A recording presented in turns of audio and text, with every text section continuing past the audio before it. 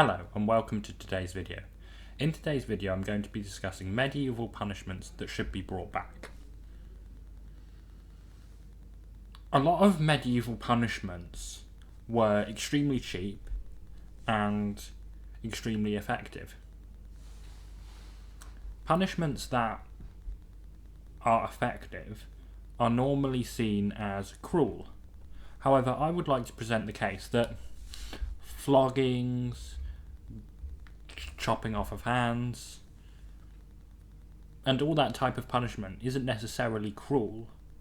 It is restorative. For example, if someone goes to prison for theft, they're never going to get a job again, in all likelihood. Whereas if someone is flogged for theft, ideally privately, they're not going to be in a rush to steal again. And if it's private, they're not going to have a criminal record. And, as I say, they should be able to reintegrate into society, having served their penance, having atoned for their crime.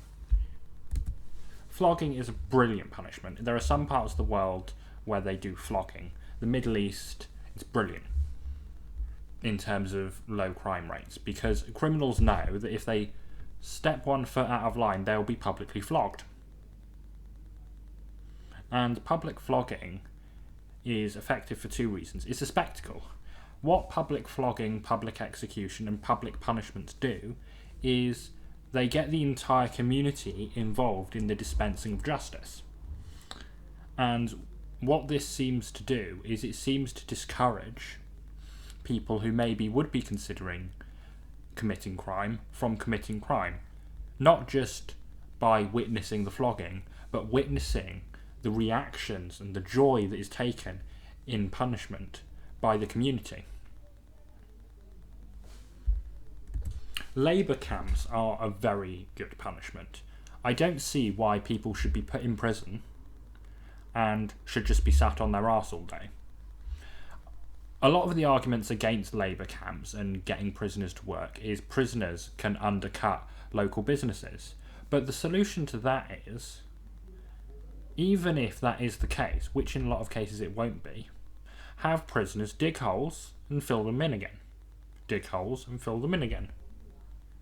Or build houses and take them back down, and then rebuild, and so on. If prisoners spent their time doing that in prison, they would probably learn something useful. I mean, there are places even in the Western world where there are effective labour camps. In Greenland, if you go to prison in Greenland, you're going to be shoveling snow all day. And I think that's a very effective punishment because it stops you messing about in prison or doing drugs because you're too busy. And it's also good for the soul as well. Because an important part of punishment is you are punishing the individual to force their soul to atone for their sins.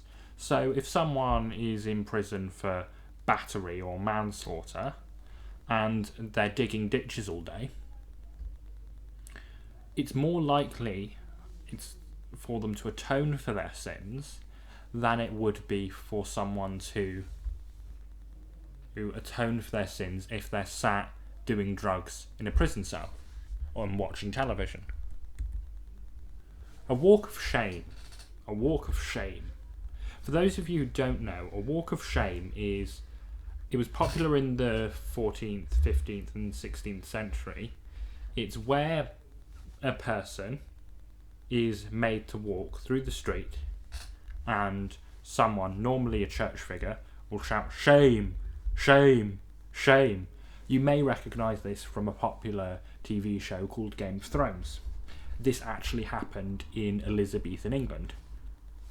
If someone is being paraded through the streets, ideally with a head covering on so people can't see who it is, for petty crime, the repetition of the shouting of shame and the joy that the general public takes in taking part in that punishment should deter someone from engaging in crime. Because what the shame does and what the public taking part in punishment does is it alienates the criminal. But punishment alienates them in the moment of punishment, and after the punishment, it reintegrates the criminal into society after they have atoned for their sins. Public executions.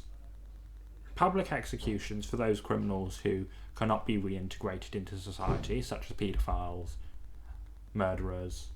Even murderers can probably be rehabilitated if a sufficient punishment is given. However, there are some people who need hanging. Hanging someone in public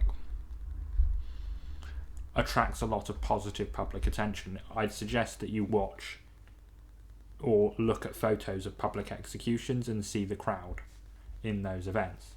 People enjoy watching other people suffer. And public executions isn't necessarily as restorative in the immediate sense, but facing your own mortality will normally encourage a prisoner to repent for their sins,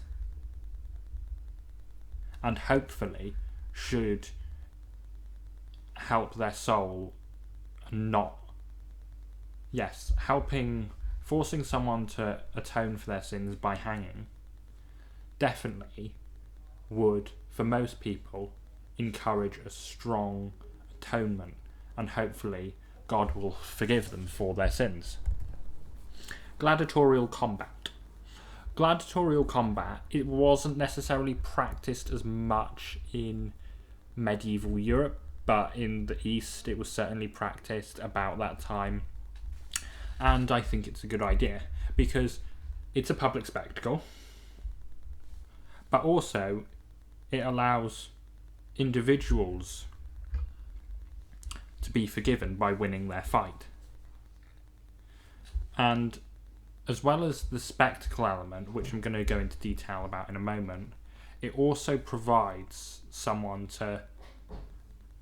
a chance of forgiveness. Because if you're fighting and by killing another criminal you will be forgiven, as was the case in some parts of the Far East, it should encourage you to repent for your crime and hopefully be able to be reintegrated into society.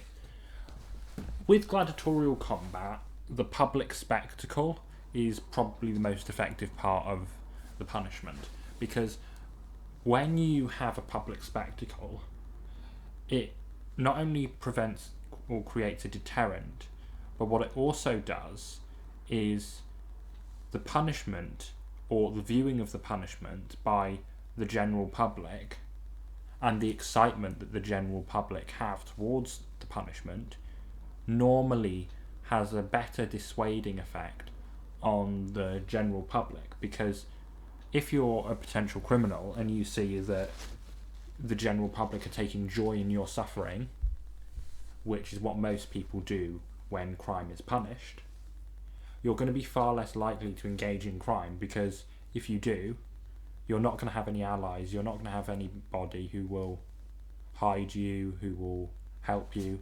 People will take joy in your suffering, and that is a very significant deterrent. Slavery.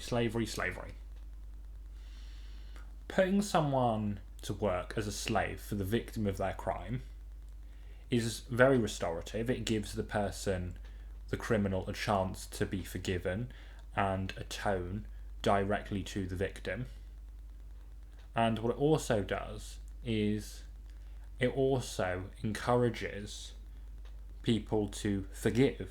If someone is having a thief or